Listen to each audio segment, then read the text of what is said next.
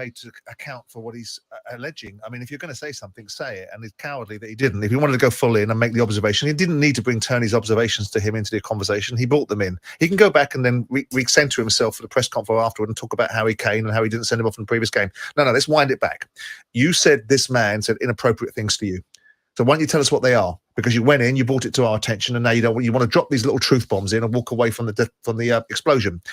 And they've got audio, so it's a matter of fact.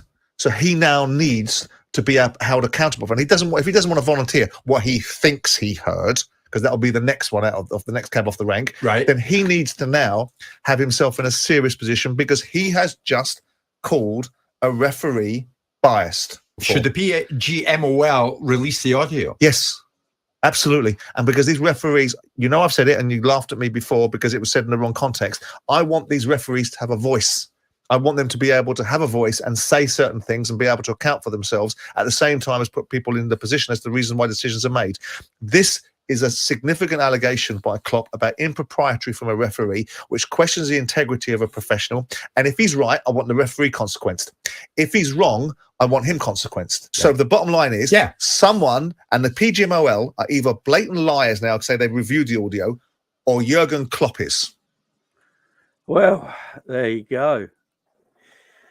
The words of Simon Jordan there about Jurgen Klopp this morning, guys. Big up to everyone in the chat. I hope everyone's doing well. Big up to everyone here. Thank you for joining me on your bank holiday Monday. I do appreciate it. I hope everyone's doing well. Guys, that was Simon Jordan there talking about Jurgen Klopp after the game. Jurgen Klopp's come after some criticism after that game. He got booked again by the referee. He got in Paul Tierney's face. He got in the fourth official's face. He was talking about Paul Tierney after the game. It's an interesting discussion on the Jurgen Klopp side of things. Does Jurgen Klopp go too far? Does Jurgen Klopp sometimes go too far? I think he does sometimes. I gotta be honest. Sometimes I think Jurgen, I know you're passionate, man, and I get it. But I think sometimes you just need to chill out a little bit. I think what Jurgen's got to remember is a manager and not a fan. And he just got to rein it in a little bit. I'm not saying he has to rein it in completely because some things, you can't help it. I see Arteta do this every week, by the way. Every single week, I see Arteta do it. No one says anything. I see Pep do it. No one says anything. They all do it.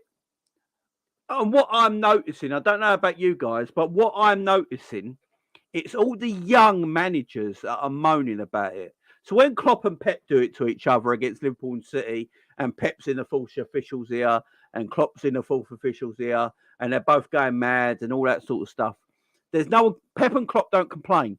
Klopp don't come out and go, Pep was out of order. Pep don't come out and go, Klopp was out of order. They don't complain because they're old heads at this. They don't care. It's the young managers. These pathetic young managers like Frank Lampard always moaning. You got Ryan Mason always complaining and moaning. These young managers are the ones bitching and moaning. They're probably all woke, they probably like a woke world, so I'm not shocked. These young managers always moaning and complaining about everything. But Jurgen had a bit of a point yesterday.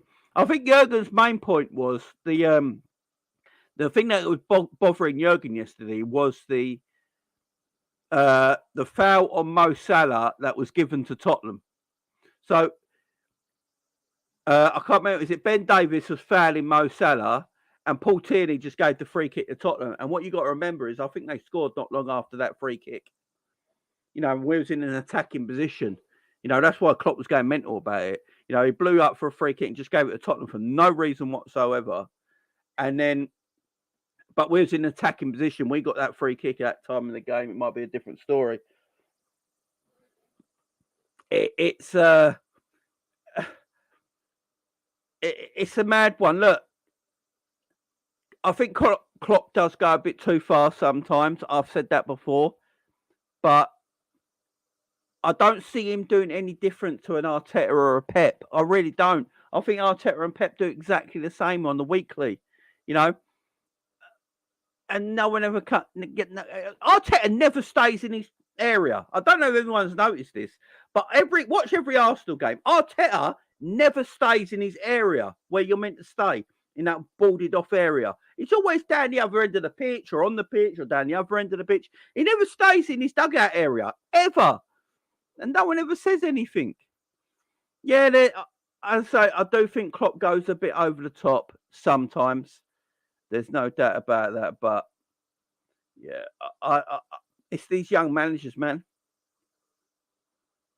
It's these young managers. These young managers, they just can't take it. Now, Ryan Mason is the epitome of a prick. Yeah, Ryan Mason has got the most slappable face in football. There's no doubt about it. He's an utter dweeb. He's a nerd. He's a prick stain. You know, he's the sort of bloke that his dad probably wishes he pulled out. That's what Ryan Mason is. You know what I mean? He's that sort of geezer. His dad probably looks at him and thinks, I wish I pulled out. That's the sort of geezer he is, yeah? That's the sort of geezer Ryan Mason is, right? He's such an idiot. He thinks, I don't know what it is, but he thinks he's something special. Every time I hear Ryan Mason talk, yeah, every time he's been Tottenham caretaker manager now, he talks like he thinks he's he talks like he thinks he's special, like he's like the king or something. You're 31, mate. You're 10 years younger than me. Like, chill out. You're nothing special. You're nothing special. Ryan Mason does my head in. He does my nutting. Ryan Mason hates Liverpool as well. Ryan Mason had a Liverpool agenda. I don't know if everyone remembered watching. Does everyone remember the good show Sky Sports used to have called The Debate? Used to be every night at like 10 p.m. It was called The Debate. Brilliant. I don't know why Sky Sports got rid of it. And Ryan Mason used to be on that all the time. And he hated Liverpool. Go back to, if I could find videos of it, I would. Ryan Mason used to be on that. And he absolutely hated Liverpool. Hates Liverpool. Hated them. I can't stand the geezer. He thinks he's special. He's sitting there talking about this, talking about that. We were the better team. Arguably, you were in some teams, but not by a country mile. I mean, come on. You know, you were 3. You were 3-0 down, man. You can't be the better team by a country mile when you're 3-0. Look, I know you fractured your skull. And that's why you retire. I don't know if a little bit of your brain seeped out of your skull. You've lost that bit of intelligence. I'm not sure. But you can't be the better team by a country mile, Ryan, when you're 3-0 down, my son. It's just, no one's ever seen it. No one's ever said it. No one's ever... Right, I can't sit there. Look, I had a go about my team yesterday, and people got on at me because I didn't really celebrate winning 4-3 because we were 3-0 up and almost threw it away. It really annoyed me and peed me off, and a lot of people don't agree with me. But I don't come out with stupid comments like, Ryan Mason, we were the better team by a country mile. You're 3-0 down, you absolute plum. I mean, what is he talking about? What is he talking about? And I've got other things I'm going to show now as well. I've got other things I'm going to bring to the table because I just watched Sky Sports News talking about the foul on Diaz by Oliver Skip. And the excuses they're making for it, why it weren't a red card. Look, I've already said it. For me, Jota's a red card. He should have got sent off. But so should Oliver Skip. You got Oliver Skip there, who should have been sent off as well. But they're making excuses how he touched the ball. I don't care if he touched the ball. I don't care how much of the ball he got. Did you see the challenge? I have seen people get sent off for follow-throughs on tackles. And the referees come out the next day and go, yeah, he got it. The reason he got sent off because the follow-through was dangerous. It doesn't matter that you got the ball. And like, all right, fair enough. As soon as a Liverpool player, that rule don't matter no more because he touched the ball. He barely touched the ball. I've seen more ball touching in the Catholic Church than I did on that tackle. You know what I mean? Well, I'm going to show it right now as well. I've got it here. So let me get it up for you guys. These people, man, he touched the ball.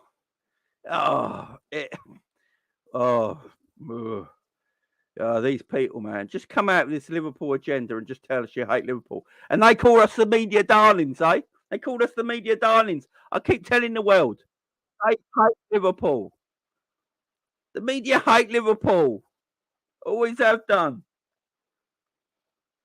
Right, let me get this up for you guys right now.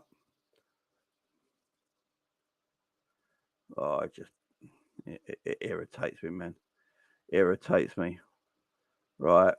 I think this is most definitely not a red card. I think definitely what it is if you freeze frame it, should This was most definitely not a red card. Yeah, his ankle won't stacked in too. You look at that. You're wearing clothes from George in Asda. Don't come on Sky Sports in your George from Asda sweatshirt and red polo top and go, this is most definitely not a red card. No, I'm not having it. I'm not having it. I'm not having it, man. I'm not having it. No, no disrespect to people that wear George from Asda. But Jesus Christ, this man. Oh, the refs in this country are shocking. And then their excuses after because they're their mates. Should Skip have been on the pitch in the first place because there was this challenge on Luis Diaz. Look at this before that, which we've seen red cards given for this one before, not even given as a foul here. I think this is most definitely not a red card. I think what it is you freeze frame it. Most definitely not a red card! You absolute buff! Oh my God! Oh my God. Dermot, where was you watching this match? The Pink Flamingos with your mates? Yeah? What was that? Hang on. Most definitely not a red card, guys. Most definitely not a red card. Hang on. It's most definitely not a red card. I think what it is if you freeze frame. The foot is over the ball and that it studs right down into his ankles with force. That's why his foot goes like that. And they're going to tell you in a minute there was hardly any force there. There was hardly any force there. What do you mean there was no force? So what, is he not going for the ball? Because if he's going for the ball, you've got to use force to go for the ball. Yeah? Because they tell you later, the reason Jota should have got should have got sent off is because the force. By the way, how many times have you seen a player get sent off for a high boot? Not many. Not many. But when it comes to Liverpool, every fucking Liverpool player should be sent off. Oh, Jesus Christ. Oh, let me play this again, guys. I'm going to play this in its entirety. I'm not going to pause it. That's just listen to the idiocy here. Should Skip have been on the pitch in the first place because there was this challenge on Luis Diaz before that, which we've seen red cards given for this one before, not even given as a foul here. I think this is most definitely not a red card. I think what it is if you freeze frame it or slow motion it, it looks really, really bad. But if you look here, Skip clearly plays the ball. He clearly plays the ball. No, he don't. The ball bounces off. Oh, my God. The ball bounces off Diaz's leg. He doesn't win the ball. The ball bounces off Diaz's leg and goes on to Skip's leg. He doesn't win the ball. The ball hits him by the kneecap. He's not going for the ball for a tackle. They're making out like he made a perfect slide tackle. What is he on about?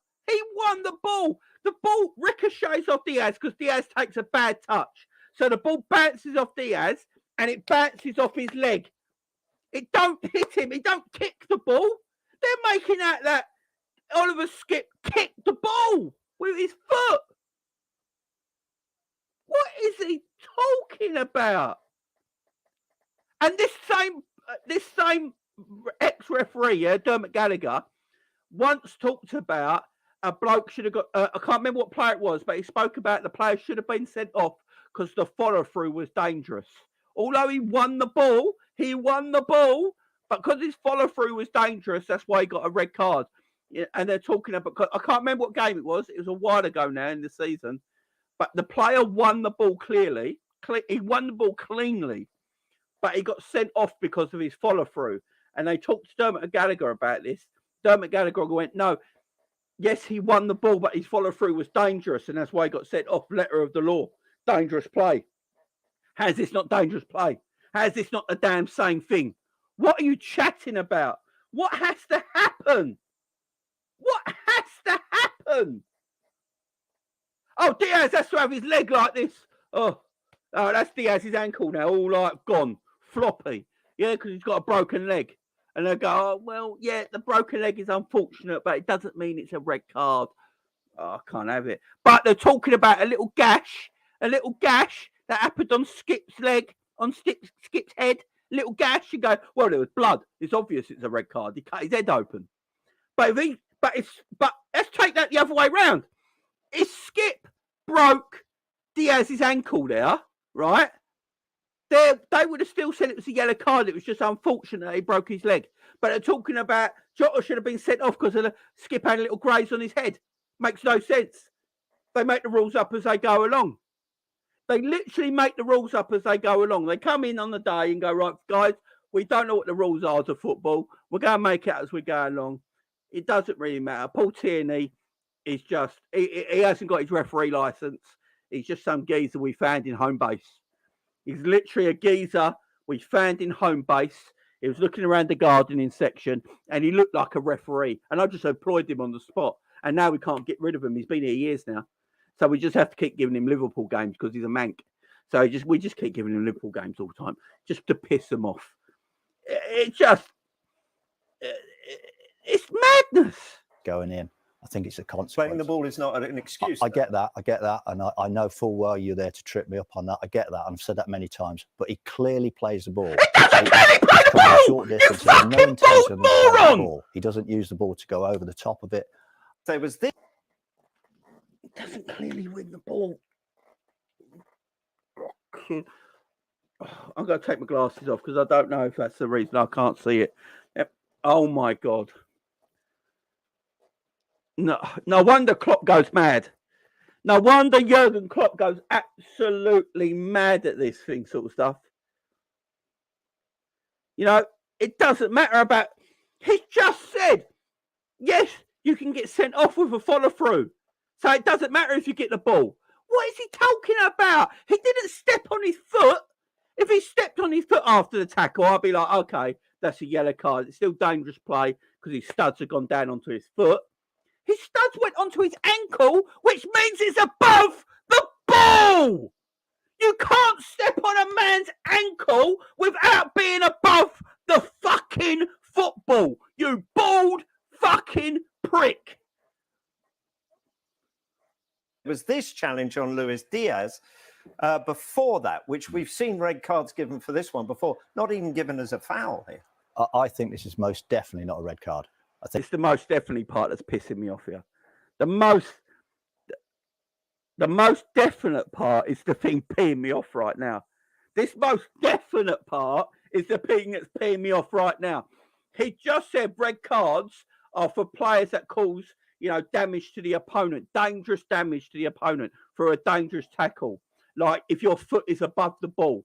If your foot goes down above the ball onto a player's leg, that is classed as a dangerous challenge and be sent off. His foot went right into his ankle. You can't put a foot into a geezer's ankle without being above the ball. Yeah, because the ball is by your foot. Yeah? If your foot goes over the ball, it steps on an ankle. What is this geezer talking about? Oh, it does my head in. It does my head in. I think what it is if you freeze frame it or slow motion it, it looks really, really bad. Skip. Right. He's going on about slow-mo or free framing it. It looks bad, yeah? They just showed the footage in normal speed and it looks terrible. What is he chatting about? He just went, if you freeze frame it or slow it down, it looks really bad. But they just showed it in real time and it looked awful. What is he on about? Skip had been on the pitch in the first place because there was this challenge on Luis Diaz before that, which we've seen red cards given for this one before, not even given as a foul here. I think this is most definitely not a red card. I think what it is if you freeze frame it or slow motion it, it looks really, really bad. But if you look bad, here, Skip clearly plays the ball. He doesn't clearly play the ball. I think it's a consequence. Playing the ball is not an excuse. I get that. And I know full well you're there to trip me up on that. I get that. I've said that many times. But he clearly plays the ball. He's come from short distance. He has no intention to play that ball. He doesn't use the ball to go over the top of it and use it as a weapon. He clearly plays the ball. He gets lots of the ball. And because Diaz is coming the other way, I think you have to accept in the physical game, there's going to be... I'm done. I can't do this no more. He gets lots of... I can't do this. I'm done. I am done. He gets lots of the ball. I'm done. I'm done. I'm done. What are we doing here? What are we doing here? Oh, for fuck's sake. Yeah, hi. Yeah. Yeah, is that my therapist? Yeah, I need a booking again. I literally need a booking again. Yeah, Liverpool. Liverpool drama. How did you guess? Oh, you watched the game. Oh, you're watching me live right now. Yeah. What do you? Yeah, sending off all day long, ain't it? You wonder I go mental. Why my blood pressure's mad. Yeah, book me in, man. Book me in. Yeah, next Thursday. Yeah, have you got anything freer? No, next Thursday. Right, if you get another booking opening up before then, slot me in. Yeah, I'll see you next week. This is getting fucking madness. This is becoming an absolute sodding madness. What are we doing here? What are what are we doing here? Oh, I just need a. I don't know what we're doing. Let me just. I'm going to play it all. And wait. Right, go. Should Skip have been on the pitch in the first place? Because there was this challenge on Luis Diaz before that, which we've seen red cards given for this one before, not even given as a foul here. I think this is most definitely not a red card. I think what it is if you freeze frame it or slow motion it, it looks really, really bad. But if you look here, Skip clearly plays the ball. Diaz is going in. I think it's a consequence. Playing the ball is not an excuse. I get that. And I know full well you're there to trip me up on that. I get that. I've said that many times. But he clearly plays the ball. He's come from short distance. He has no intention of to play that ball. He doesn't use the ball to go over the top of it and use it as a weapon. He clearly plays the ball. He gets lots of the ball. And because Diaz is coming the other way, I think you have to accept in the physical game, there's going to be challenges that look worse. And I think when you see that in slow motion and you see that in freeze frame, it looks far, far worse than it did in normal speed. Bearing in mind, the referee didn't give a free kick either. No. And what you can't see over your shoulder, Dermot, is a look of absolute astonishment on Stephen Warnock's face. And Sue's. And Sue's. But was that a red for you, Stephen? Yeah. That's one of those challenges. And the thing, again, being at the game and seeing how physical the game was, Tottenham got to a point where the fans were singing, "You're not fit to wear the shirt." So what they started doing then was becoming physical. They started being aggressive to show that there was a bit of fight in the team. That is a nasty tackle. Yeah. I mean, the way Diaz went down, he was punching the floor. I thought he'd snapped his leg. Yeah, I really thought he broke his leg. Now, I understand you're winning the ball, but that follow-through's horrendous. Completely agree with everything Stephen said. I was really surprised that wasn't a red card. Should Skip have been on the... Former players. Look, and the lady, Sam Smith is her name. She's an Evertonian. I mean, she's an Evertonian, and she's saying it was a red card. Look, come on. It don't make no sense. Big up, Jen, with the super sticker. Much love, Jen. Thank you very much. I do appreciate it, Jen. Cheers. Normal speed looks even worse. Exactly. Oh, it's just straight red all day long. Yeah, man, it's just... Oh, he needs to go Specsavers. The man's... I just don't get it. Sadiq in a sec. Big up Sadiq. Wait, what did I miss? Just joined. No, we're just talking about apparently that Oliver Skip challenge weren't a red, apparently. This guy sounds corrupt. Big up, K-Mac. Jamie's pure entertainment. Big up, man. Big up. Look, it's just... Jamie's mad witty, funny. Oh, the therapist is a good one. Don't you worry about that. Like 60 says here, he accepts playing the ball is no excuse, then continues to say, but he played the ball. Exactly. Oh, his egg really said he got the ball. He didn't get the ball. He didn't play the ball. Right, this is the thing that's doing my head in the most. Let me see where he plays the ball. In on the pitch in the first place because they were Luis Diaz. Right, apparently he plays the ball, guys. Right, we've seen where did he play the ball? For this one before, not even given as a foul here. I think this is most definitely not a red card. I think what it is if you freeze frame it or slow motion it, it looks really, really bad. I don't care if he wins the ball. I really don't care if he wins the ball. I don't care if he wins the ball. It's a follow through that could have broke his ankle. I just don't. He went over. He's talking about where you look at dangerous play for players that the foot goes over the ball. His foot went over the ball. That's why it's gone on his ankle. I don't care if he's got the ball. I don't care if he's won the ball. I don't care if he's taken the ball home to his wife and shown her what I did to Luis Diaz. I don't care what he's done. His follow through is dangerous. You can't be having studs into a man's leg. What are we talking about here? So, in Dermot Gallagher's opinion, if he broke Luis Diaz's ankle in that instance, he still would have said it weren't a red card because it weren't dangerous play. He only had to go with a little bit more force. If he just went with a little bit more force, Luis Diaz's ankle is broken. And in his opinion, because he got the ball, it's not dangerous play, right? Don't make no sense. It makes zero sense to me. 0 cents. And I've said it already. Jota's probably should have been a red card. I don't care. But both of them were red cards. What are we doing here? Literally, what are we doing here? It's just a madness to me that just mad. I don't get it. Look, and then obviously you got this one. Again, Jota is going for the ball. Skip is got his head down, and unfortunately, head and foot have collided. Now, he's cut him open. No shit. Stud meeting skin. He's got to be cut open occasionally. But it don't make no sense to me, man. Makes that look. That is that's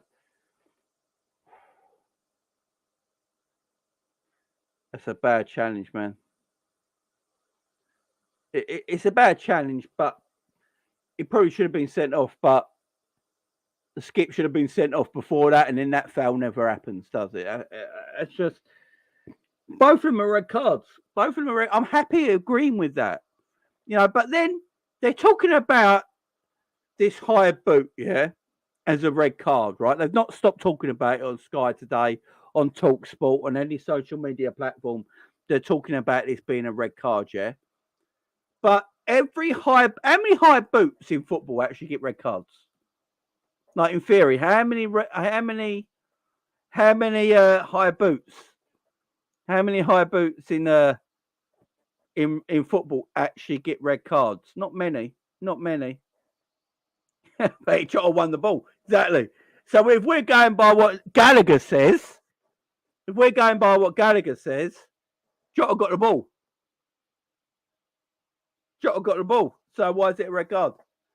You know, why has he got a red card? Oh, because he cut him open. And this is what I keep saying, guys.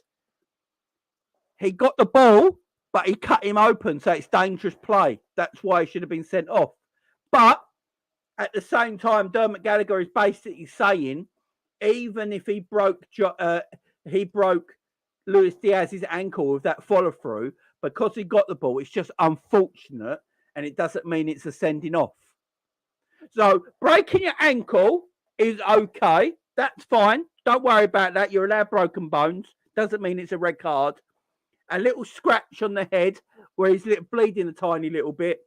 End of the world. End of the world stuff. He has to go. It's mad. I don't get it.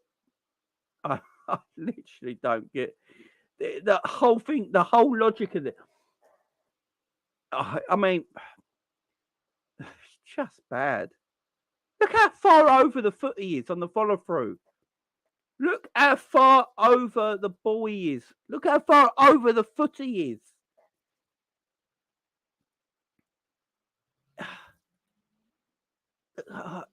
He's so far over because his foot is coming from this position.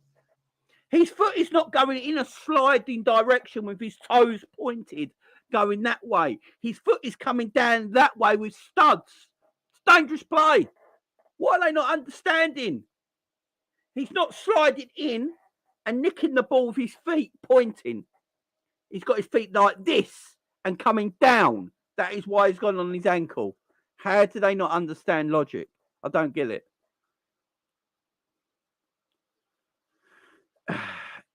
I don't get it, man.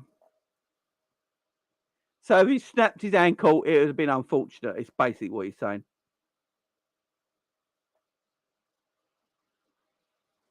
Yeah, and that's another one. The PGMOL basically said that Paul Tierney acted professionally. Apparently, they listened to the what the ref said to Jürgen Klopp, but they won't tell us what he said. So, we're still left guessing.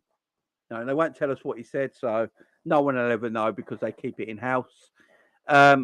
Is it Jeff Hackett, the former referee? He wants Jürgen Klopp banned permanently. Apparently, Jeff Hackett, is it Jeff Hackett, his name? The former referee official. He wants Jürgen Klopp banned permanently from the football touchline. He don't think Jürgen Klopp should be allowed to stand in the dugout no more. He thinks he should be at it. If he's going to manage, he has to manage in this country. He needs to manage in the stands. He thinks he should be banned permanently on the touchline. And you tell me that ain't an agenda. Keith Hackett, that's it. Yeah, Keith Hackett.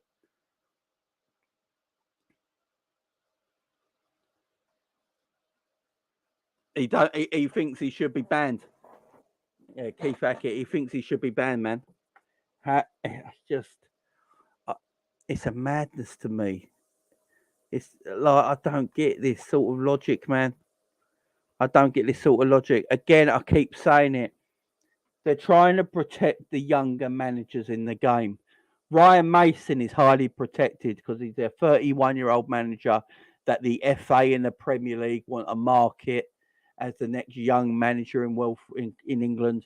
Frank Lampard is protected because he's a young manager that the FA and the Premier League want to keep safe.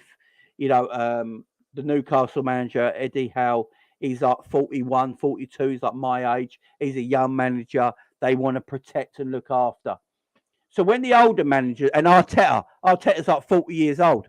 So again, a young manager that the FA and the Premier League want to look after. They want to bubble wrap these managers because they want these to be the top new managers of our game. These young guys, the new generation, as they like to call it, of management.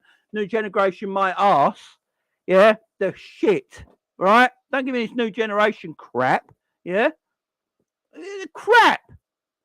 Yeah, but they want to protect them. Go, oh, they're the new best thing. This world is shit. I don't care. This world is crap. Football, music, films, TV, everything is gone crap now. Everything's gone crap because we've got to protect the minority of people, the minority of managers in this game that don't like certain things. And, oh, you can't say this, you can't say that. You can't call me this, you can't call me that. You can't say I'm a boy when I'm a girl, when I'm a girl, when I'm a boy, when I'm a man, when I'm a woman. I don't know what to call anyone anymore. I don't know what to do anymore. I'm an older person. I'm in my 40s, yeah? I was brought up differently. When I was a kid, I didn't have internet. We played outside, yeah? I didn't know 20 years later I weren't allowed to call a woman anymore. And now I've got managers like Arteta, Lampard, and players and Eddie Howe that get protected because they're the next generation, because they're young. They're the next breed. They're the next ones that are coming through, and we've got to protect these. And these old dinosaurs like Jürgen Klopp who say these things and get in fourth officials' faces and stuff like that. You can't talk like that no more. You can't be seen doing that anymore because we got kids watching you. Kids watching you. I watched Maradona cause a riot with Barcelona where people got on the pitch and they're beating people up. Someone got their leg broken. I saw crap as a kid. It didn't make me turn violent. I didn't grow up going, oh, I want to be Maradona and break legs and snort coke and wear mink coats and sleep with hookers. And it sounds like a great life, don't get me wrong. But, you know what I mean? It's just The world right now is mad, and we're protecting. We're going to lose the great game we love. We are going to lose the great game we love. This game is going to be ruined. It's going to be ruined because it's going to be protected to keep a certain few. So the younger managers are going to be protected. I can guarantee you right now. Arteta, who, by the way, leaves his touchline dugout area every single game and gets in fourth officials' faces and can say what he wants. They never talk about him because he's protected, because he's one of the younger guys they like. Eddie Howe talks so much bollocks about Saudi Arabia and protecting their Saudi Arabia and all that crap when he knows deep down that he should be saying it, but he says it anyway to protect them. No one comes back at him, yeah? Because he's protected.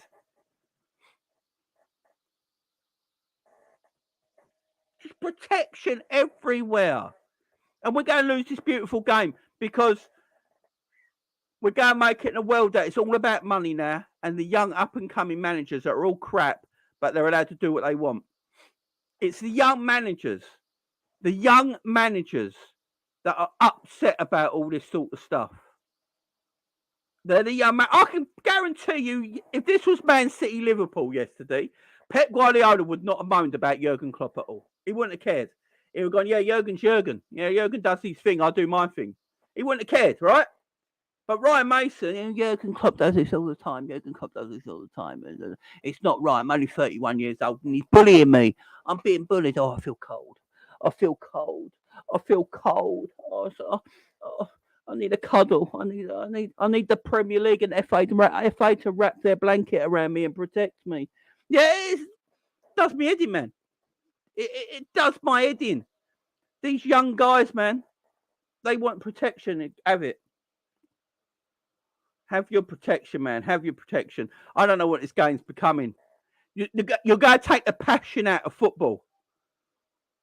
I don't like protection. That's why I don't use God. You go take everything out of football, man. You go take all this out of the game, out of the beautiful game.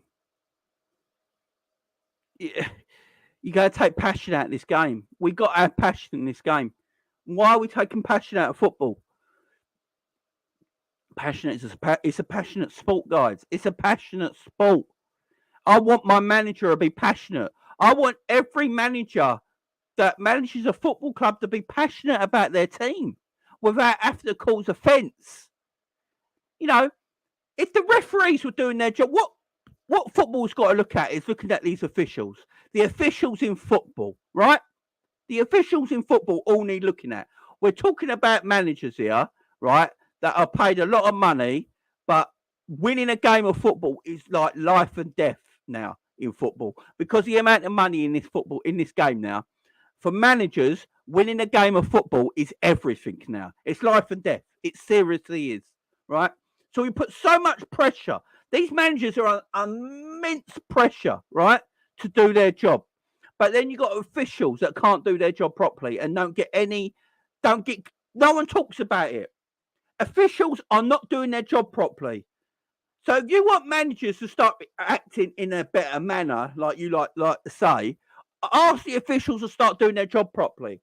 Ask these officials to come out after games and go, why did you come with that decision? Because it makes no sense from where we're watching. Yeah? Do that. Because these officials are so protected. It's unreal. Oh, man. They're so protected, man. It does my nut in how protected these officials are. I watched a linesman 3 weeks ago elbow Robbo in the face and nothing happened. And it's been washed over. Have we heard anything since? Did anything come out with it? I watched a linesman elbow Robbo in the face and no one said anything. And everyone blamed. Actually, do you know who got the blame for it? Robbo. That's who got the blame for it. Robbo got the blame for taking an elbow in the face by an official in a Premier League game. And they're talking about kids watching the game. and being, it's not good for the kids watching the game of football and seeing managers act like that. Well, how is it good for kids watching the game, watching officials elbow footballers and not get away with it? Tell me that. How do I go to my son watching the football and go, look, son, and he goes, Dad, that linesman just elbowed Robbo in the face, and I'll be like, well, yeah, but he gets away with it, son. So if you're an official and you've got power, you can do whatever you want. Simple as that. If you're an official and got power, literally, you can do whatever you want, and there's no circumstances. If Robbo elbowed that official in the face, he'd be serving what? A 6-month ban? A 6-month ban, easy. I watched Mitrovic just get in the face of a referee and basically shout and swear at him. No contact, no physical contact, just shout and swear at him. And he's got an 8 to 10 game ban. Yes, they're missing the rest of the season. If Robbo elbowed that linesman, it would have been banned for 6 months. But the linesman elbows Robbo and it's just washed under the carpet. No one talks about it. It's just mad. And they're talking about kids being, kids watching this sort of stuff on the telly. And do they know what kids watch? They're talking about footballers being role models and stuff like that, right? And do they know what kids watch? Kids have access to the internet 24/7. Kids have access to the internet 24/7.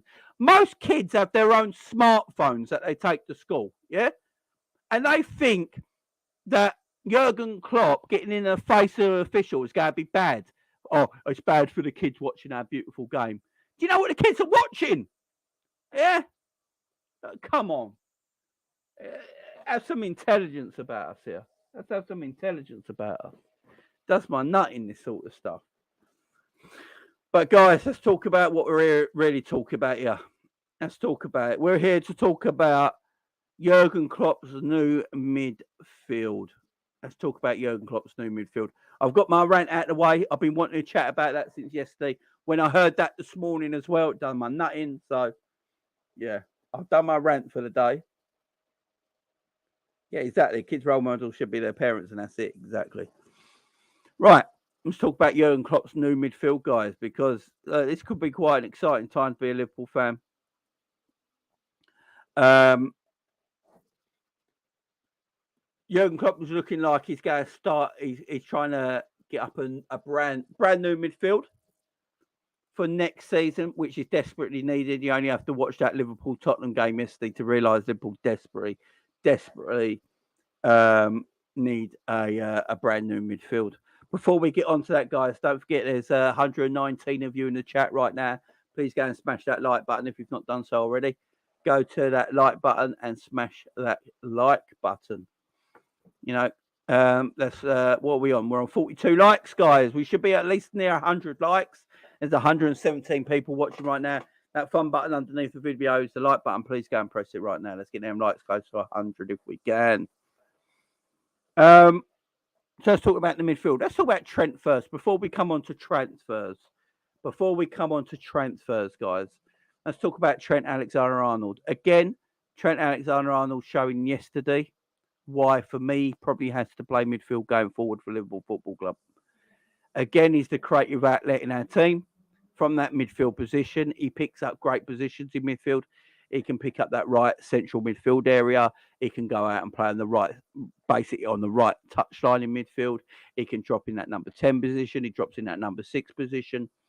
He has that triangle in midfield, basically. He's got that triangle in midfield from 10 to 6 to 8, where Trent operates in. And the more I watch it now, the more I'm like, just play him in midfield. He looks good there.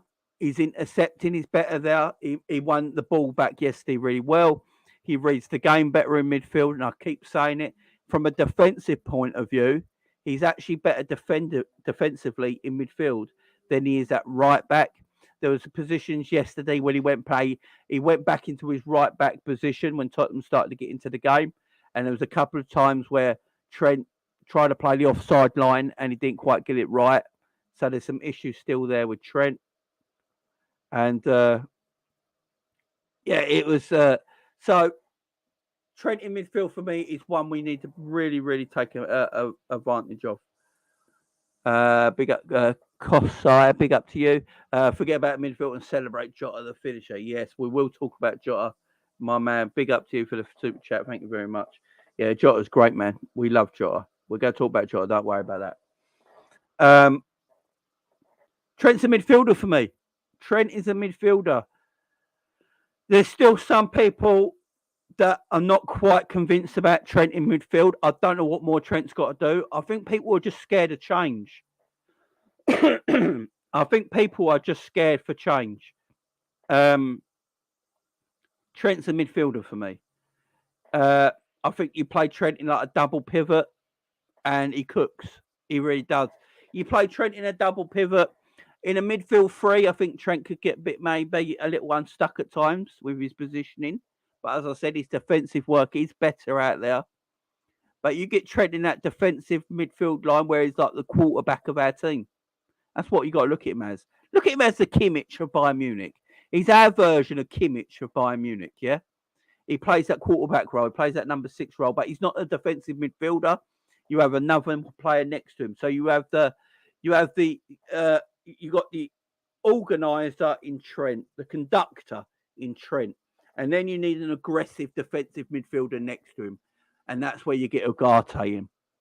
You go and get Ugarte. So Ugarte apparently wants to leave Portugal now. He wants to leave Sporting. His release clause is like, I think it's £53 million or something like that.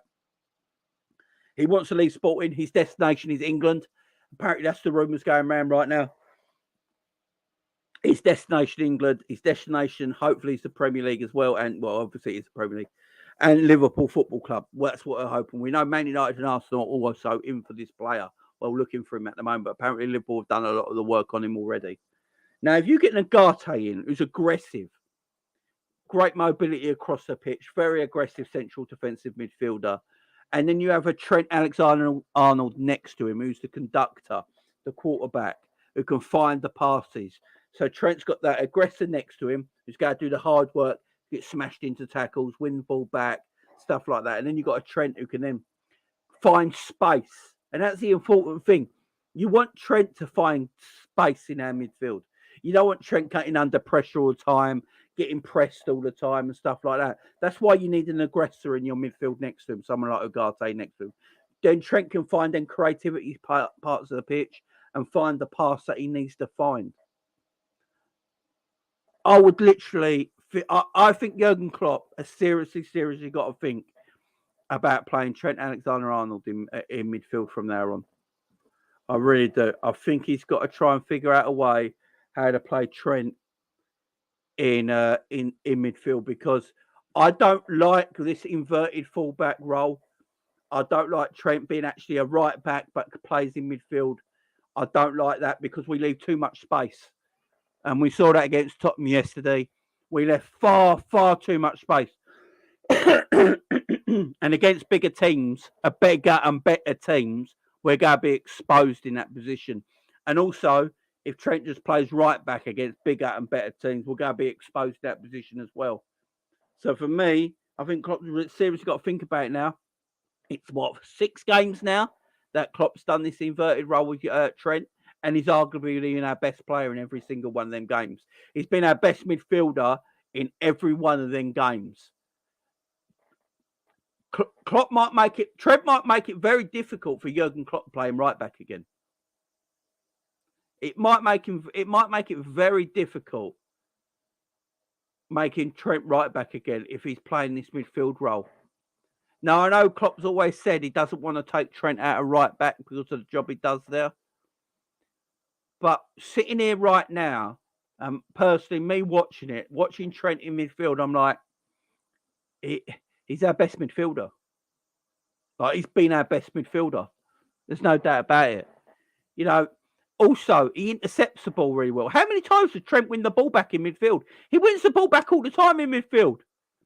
Wins it back all the time. His interceptions are excellent in midfield. That's what Klopp likes. Klopp likes counter-pressing. And you've got a player in Trent who does that perfectly. I just don't know how he takes Trent out and puts him back at right back next season. Let me know in the chat, guys. Would you be happy for Trent to play midfield permanently from next season if he's playing alongside a defensive midfielder like Ugarte? Let me know in the chat right now. Is it 5 games, Victor? Big up. 5 games. And he's been our best kind of midfielder in them 5 games. I know he's an inverted fullback, but if you go and look at Trent's games, 90% of his heat map is probably in midfield. You know, in that triangle area of midfield between 6, 8 and 10. You know, so he's sort of like in that DM position, that 8 position where he's on the right side of midfield, and that 10 position. You know, that's where Trent's mostly hanging out on the right side of the pitch. You know, in that 6, 8 and 10 position. And he's just been excellent there. He's just been so good. He's been so good. Everyone's saying yes, yeah, definitely yes. Yes, Trent's future midfield captain. I agree with that. Right midfield, I think, yeah, Trent has no option but the same midfield. Yes, but give me Caicedo. Trent is doing what Thiago is supposed to be doing. That's a wow. That's a fact, you know. Thiago hasn't started games, man. Has Thiago started a game since Trent's been inverted fullback? I can't remember. Let me know in the chat. Has Thiago started the game in midfield since Trent has been the inverted fullback? I don't know if he has. I have no idea if he has, to be fair. But Trent in that position, he just cooks, man. He just cooks. You know, you get someone like Ugarte next to him, I think is a massive option now. I didn't know much about him. I know you guys in the chat, you've been chatting about Ugarte for a while, even before he became, you know, popular with everybody. You guys in the chat have always been talking about Ugarte. So big up to you guys in the chat. Much respect for you. Ugarte could do the job, man. Ugarte and yeah, they could do the job. Definitely. So that's one midfielder in Ugarte. We've got Trent, who can possibly play midfield. And we need another. Yeah, go. Downstairs.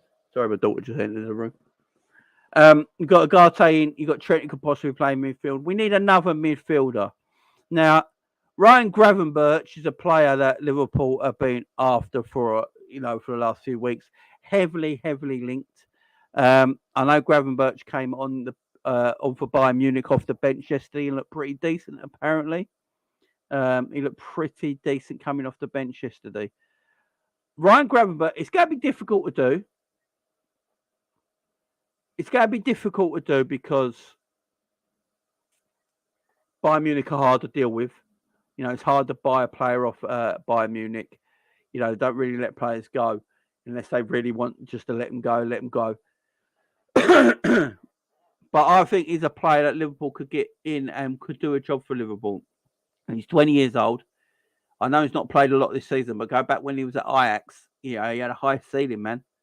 You know, he had a high ceiling. He had a lot of potential. Everyone spoke about him. He's a player I'd really like in this team because it works to Klopp's style and system at this moment in time. So, yeah, someone like a Gravenberch in that midfield, a Ugarte. Because this is how I look at it, guys.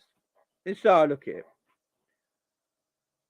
So, our midfield at the start of next season before we buy anybody. So, say we're not buying no players in midfield yet, right? And everyone leaves. So, Ox leaves, Naby leaves, James Milner leaves, right?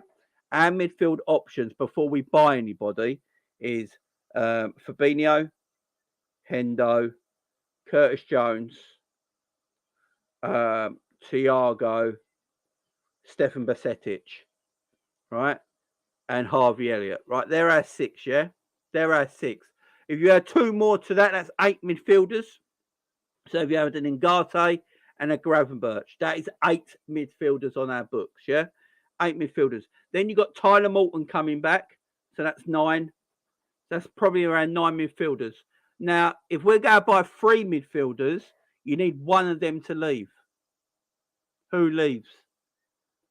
who leaves this football club. If you want to buy 3 midfielders in, you need to have got rid of a player. So let me tell you again. So Fabinho, Curtis Jones, Jordan Henderson, Thiago, Stefan Bajcetic, Harvey Elliott,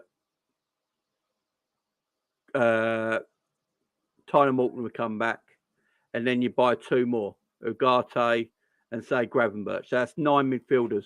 If you're not going to have 10 midfielders on the books, that would just be mental. So that's 9. I think 9's too many. I don't think we need 9 central midfielders when we only play a free midfielder. I don't know why we need 9. So who's going to go out of them to get a third one in? Who's going to go out of all them? Is it going to be a Fabinho or is it going to be a Thiago? I know not a lot of people have spoke about this. I've spoke about it a few times. Thiago is a player. Thiago's contract runs out next year, the end of next season, 2024. Thiago's contract ends at the end of next season, 2024. Thiago apparently was injured again. That's why he didn't play. Apparently he's all right, though. He must be all right because he was running around everywhere on the touchline giving Darwin Núñez instructions. So he can't be that bad. But he didn't train on Friday, so he didn't play. But he looked fit. If Thiago's contract runs out at the end of next season, do Liverpool just let him go this summer? By the way, them 9 players I mentioned, I didn't talk about Trent. If Trent's going to be a midfielder, that's 10 midfielders. If they're moving Trent from right back into midfield next season, that's 10 midfielders on our books with 2 new players. That's including 2 new players being brought in. So players need to leave. Now, Harvey Elliott.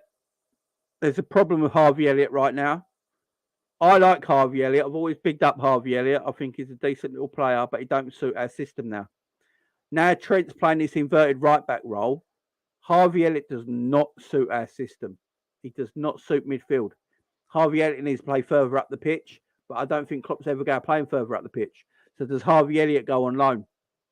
Curtis Jones will stay at Liverpool. At the moment, in my opinion, Curtis Jones deserves to stay at Liverpool, and he's playing really well.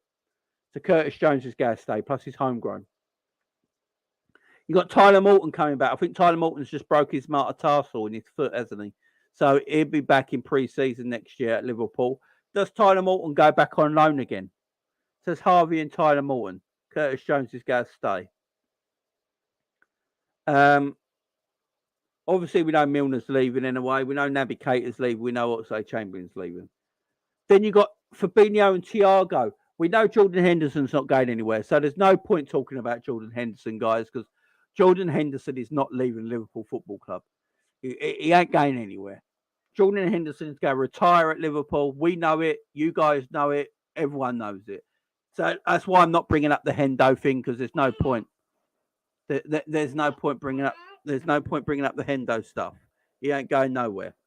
So if Hendo's staying, Fabinho's staying, Stefan Bajcetic is definitely staying, Curtis Jones is staying. So that's 4. Then you buy 2 new midfielders, say Ugarte and Gravenberch, that's 6. Then if Thiago, then you've got a bit more room. Tyler Morton going out on loan, Harvey Elliott going out on loan. So take them 2 away. You still got 6 midfielders. Then you can afford to buy a third.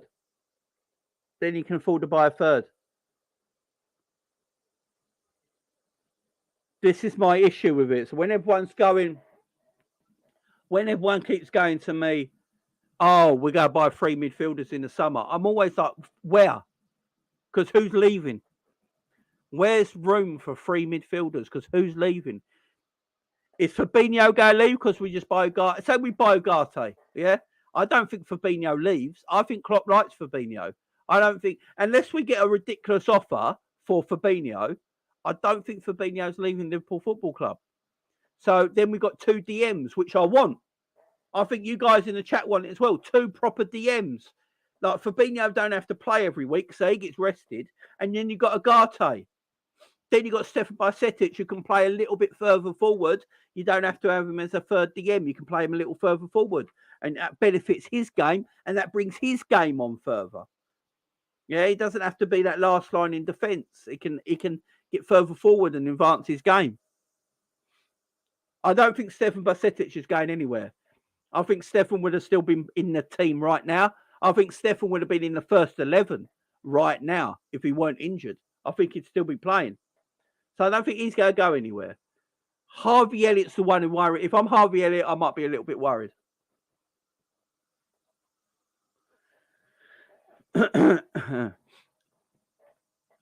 Harvey Elliott is the one I worry about the most. Harvey Elliott is the one I worry about the most because I just don't see where he fits in right now. I thought he was the worst out in the midfielders yesterday. You know, Curtis Jones for me was far better than Harvey Elliott. I think Curtis Jones understands the midfield role right now in the system we're playing. The system's changed a little bit. It's tweaked a little bit.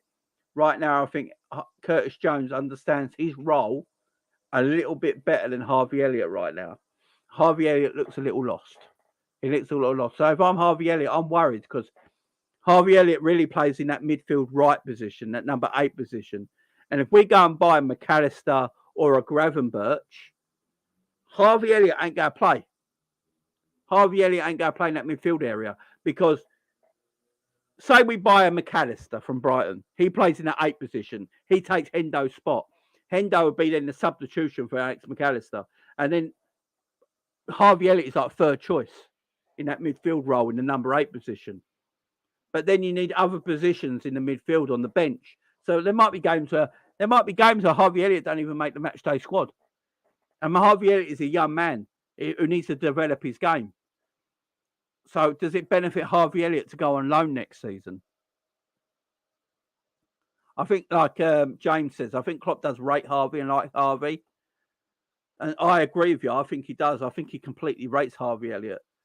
But if we're getting new players in, like a McAllister or a Gravenberch or someone like that who plays in that number 8 position, I just don't see where Harvey Elliott gets game time next season because Hendo's still at the football club. Hendo's still going to be at the football club, and Klopp, we all know Klopp will play Hendo when he can. So then you've got a Gravenberch or a McAllister and a Hendo in that position. Where does Harvey then play? And I know everyone keeps talking about right wing. Everyone keeps talking about right wing, but I think you got more chance of Luis Diaz playing right wing for Liverpool than you have Harvey Elliott if Mo Salah ain't playing. If there's games Mo Salah's not playing, I think you got more chance of Luis Diaz actually playing right wing than you have Harvey Elliott next season. Again, yes, you need a squad, and I'm all about that. But I know Klopp doesn't like young players just sitting around in a squad and not playing. That's what it drives him mad. That's why he puts them out on loan. We know already that Carvalho is going on loan next season. You know, Carvalho is going on loan next season. We know that already. I just worry. I think Tyler Morton will probably go back on loan next season as well. Wouldn't be surprised if he went back to Blackburn again or maybe a Premier League loan. And then you got to worry about Harvey Elliott. Obviously, the new loan system comes into play next season. So Liverpool can't be loaning too many players out. We're going to have to sell players. You know, we can't be loaning too many players out. We're going to have to eventually sell players. So I think the club have got to look at it. Got to look at Harvey Elliott. They got to look at Tyler Morton. They got to look at these players and go, Carvalho's? And they got to literally sit down because of the new loan system. They're going to have to literally sit down and go, are these 3 players ever going to feature properly for Liverpool Football Club going forward when we get new players in? When we get new players, because this team needs to evolve. We know this. If you're getting a Ugarte in, you're getting a Gravenberch in, or you're getting a Bellingham in next season, or you're getting a McAllister in this season. Where do these players play? How much game time does Tyler Morton get? How much game time does Harvey Elliott get? You know, they want to be seasoned pro. They want to be good professionals. They want to be the best they can be. They're not going to develop their game enough at Liverpool Football Club if they're not playing regularly. So Liverpool have to seriously think about what they want to do. Like Fabinho, I've already said it. Fabinho, if a good bid comes in for Fabinho, I think Liverpool let him go. I think Liverpool let Fabinho go. You know, if you're getting Ugarte in, there's your successor to Fabinho, no shadow of a doubt. And then you probably have got young Stefan there who can play the 6. You got Trent there who can play the 6 as well, but it's a different kind of DM. You know, he's not like an aggressive DM. He's more of a controller. You know, you got players there that you can evolve with and move on. So I think Thiago, Fabinho, and Harvey Elliott. And they're the 3 first-team midfielders that I think could be in trouble in the summer. Let me know what you think in the chat, guys. Thiago, Fabinho, and Harvey Elliott are them 3 in trouble? Are them 3 the ones that we might let go next season? You got 30 million for Fabinho, psychedelic. I'd let him go, man. I'd let him go. There's no doubt about it. If you can get that money for him.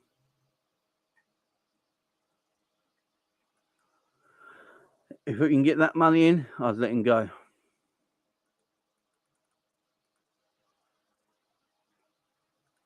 Fabinho and Henderson. I'd agree. I just don't think Henderson's going in. I'd be shocked if Hendo ever left Liverpool. I'd actually be in shock. I really would. I'd be like, what the hell's happening here? Hendo's left.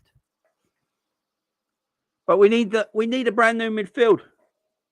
Yeah, Victor, Trent is a CM, not a DM. I know what you mean by that, but you know, you can be different kinds of DMs, can't you? You can be a Pilo DM, or you could be like a Kante DM. Do you know what I mean? That's all like difference. Or like Kimmich. Kimmich plays basically DM for Bayern Munich, but he's not what you'd call like a Sado DM. Do you know what I mean? Klopp, we need a whole new look. We need a different kind of midfield going into next season. You know, the midfield needs to look different. It needs to look fresh. It needs evaluation. It needs a complete change. You know, if you go into next season with a revamped midfield, a change to the midfield, you got a Stefan Bajcetic there, you got a McAllister there, you got an Ugarte there or a Gravenberch. You know, you got a Trent is playing in midfield now. Straight away, your midfield looks a lot better. It looks fresher. It looks more aggressive. It's more technical on the ball. The upgrade on players are massive. You know, Alexis McAllister is an upgrade on Hendo. You know, Gravenberch is an upgrade on Milner. Ugarte is an upgrade on Fabinho. You know, you're updating your team straight away. You're upgrading your team straight away. And it's going to be fresher. It's going to look different. It's going to evolve. This midfield needs to evolve. This midfield won't evolve next season if we keep too many of the same players at this football club. That is why I'm saying they have to look at selling players next season in midfield. It might be Klopp's favourites, but Klopp's got to be like, you know what? Yeah, Hendo. I literally don't think Hendo will go, but Fabinho, we have to look at Fabinho. Klopp seriously has to look at Fabinho and go, is it worth the headache of keeping Fabinho around next season? Is Fabinho going to be the DM I remember Fabinho being a couple of years ago? If the answer is no, then let him go. If the answer is no, you have to let him go. It's as simple as that. By freshening and evolve this midfield. You involve this midfield into Klopp's style and system, Liverpool will start winning things again. There's no doubt about that in my mind. But the longer we wait around to do that and we don't freshen it up and we keep these old players here and we don't move them on or we don't give them loans and or things like that, it will be the same next season as it is this season. The club needs evolving. The midfield needs evolving. And from that, guys, that's me done. Big up to everyone in the chat. I appreciate you all joining me today. Thank you very much. I know I went on a bit of a rant earlier on in the video, but I had to get that out of my system. Thank you for joining me today, guys. I really, really, really do appreciate it. You know I do. I'm back at 6 o'clock, guys. So not too long now. It's 20 to 4 right now. I am back at 6 o'clock tonight talking about Virgil van Dijk and Darwin Núñez. Do Liverpool have a Virgil van Dijk and Darwin Núñez problem? I'm going to be talking about that at 6 o'clock tonight. So make sure you join me then. Guys, this video is going to end now, but you're going to be taken straight to my new video at 6 o'clock. You'll be redirected to my new video at 6 o'clock. Could everyone please go and leave a like on that video before you go anywhere? So there's 112 people here right now. This video is going to end, but you'll be redirected like that. And my new video will pop up on the screen. Could you just all go and leave a like on it? I'd appreciate it. Helps the algorithm, gets the video moving. Big up, guys. I'll see you at 6 o'clock. Bye-bye for